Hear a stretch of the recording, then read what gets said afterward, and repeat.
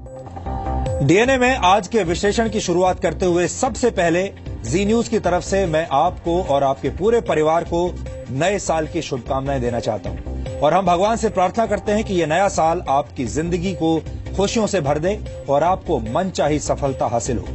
नए साल में आप सभी अपनी झोली खुशियों से भरना चाहते हैं, लेकिन इसके लिए सबसे जरूरी है सकारात्मक विचार, जिसे हम अंग्रेजी में पॉजिटिव थिंकिंग भी कहते हैं। इसलिए हमने तय किया है कि आज सबसे पहले हम आपको खुशी देने वाला एक डीएनए टेस्ट करेंगे। ये विश्लेषण आपको अपने पूरे परिवार के साथ बैठकर आज देखना चाहिए, क्योंकि आज हम आपको दुनिया के सबसे खुश व्यक्ति से मिलवाएंगे और ये मुलाकात आपकी जिंदगी को डियर जिंदगी में बदल सकती है। लेकिन इससे पहले मैं एक सूफी विचार आपके सामने रखना चाहता हूं। एक सूफी संत से एक बार लोगों ने पूछा कि आप हमेशा खुश कैसे रहते हैं, हमने आपको कभी दुखी नहीं देखा।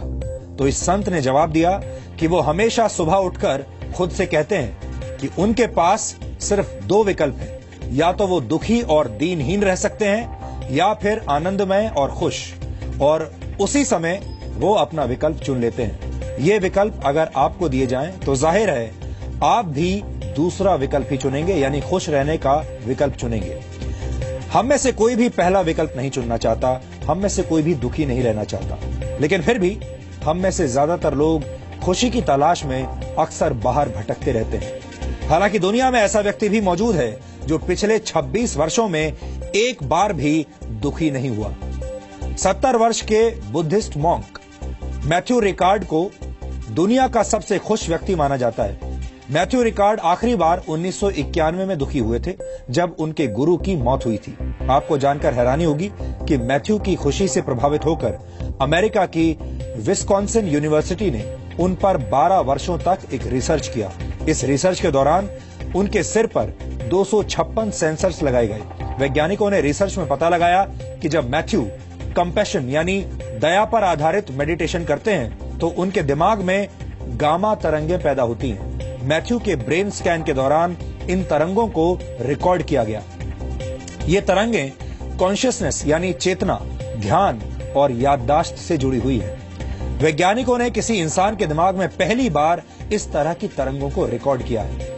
मैथ्यू कैसे खुश रहते हैं और कैसे आज से 45 वर्ष पहले एक गुरु ने उनका जीवन हमेशा के लिए बदल दिया, ये हम आपको अपनी स्पेशल रिपोर्ट में आज बताएंगे।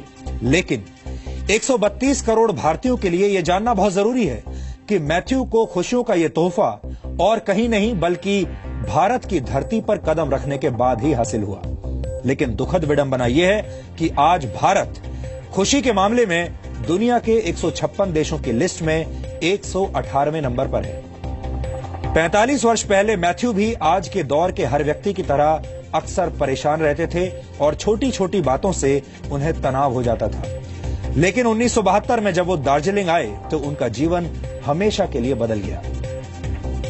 मैथ्यू बौद्ध धर्म की पढ़ाई करने के लिए भारत आए थे और इसी दौरान दार्जिलिंग में उनकी मुलाकात गुरु कांगयूर से हुई और गुरु कांगयूर ने ही उन्हें हमेशा खुश रहने